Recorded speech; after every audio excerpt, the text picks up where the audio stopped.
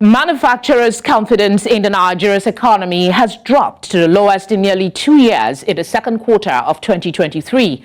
The Aggregate Manufacturers CEO's Confidence Index, MCCI, of the Manufacturers Association of Nigeria, MAN, has declined for the third straight quarter to 52.7 points in quarter 2 from 54.1 points in the previous quarter.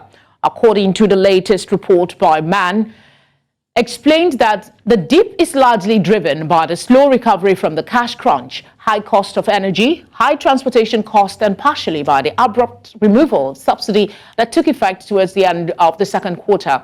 It said the economic turmoil disrupted the manufacturing value chain, escalated cost of manufacturing operations, and resulted in reduction in manufacturing patronage. To speak of this, we're joined by investment expert Kazeem Garba Kofi. Thank you for giving us your time, sir. Thank you for having me.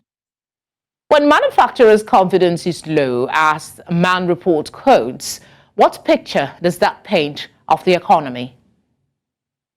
Well, it shows a serious concern, and it gives this government to have to plan, because the indicator of the first quarter have shown that lack of cash crunch affected manufacturers.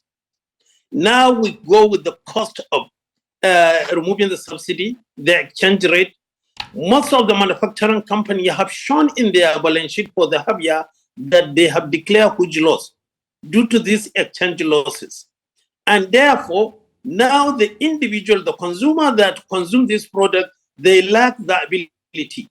You have removed all the subsidy, yet you have not reviewed the minimum wages. So the government needs to fast track to ensure that the money also flow into the individual, so that they will be able to not only buy for a living, but to be able to have something to buy for other luxuries.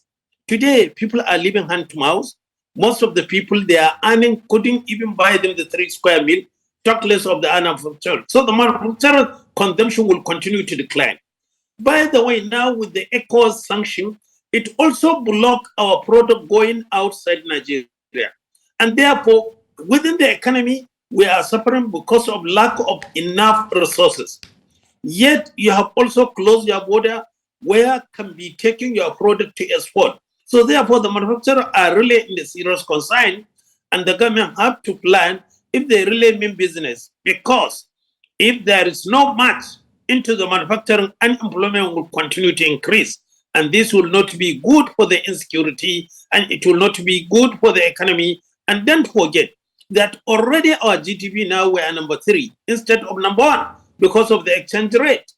If you convert our GDP into the now dollar exchange rate, you will see that we are number 3 instead of number 1. So the government have to plan and to address this issue with immediate effect if they really don't want to take us back again. Something has to be done, you said. Subsidy, or rather more specifically bailout, is usually used by many governments to aid specific sectors that are in distress. Do you see such happening in Nigeria anytime soon? They have no choice. If they when the small scale industry are dying, you cannot continue survive without the small scale industry. Cut across Lagos, all the small scale industry are no more, and therefore we need to revive this one. So you need to subsidize them. Even if you go to the area like India, like China, you will see that all this small scale industry, they get subsidy in terms of energy, in terms of fund, in terms of what have you, so that they will be able to produce and to export. Ours is even to produce to consume. We cannot do that because there is no subsidy. You know how much you spend for the power. If you decide to buy diesel, it's beyond your reach. And therefore, you see that most of the small-scale industry are dying. And the MCCI has already shown this. So the government have to plan, and they have to take action with immediate effect if they don't want to take us backward.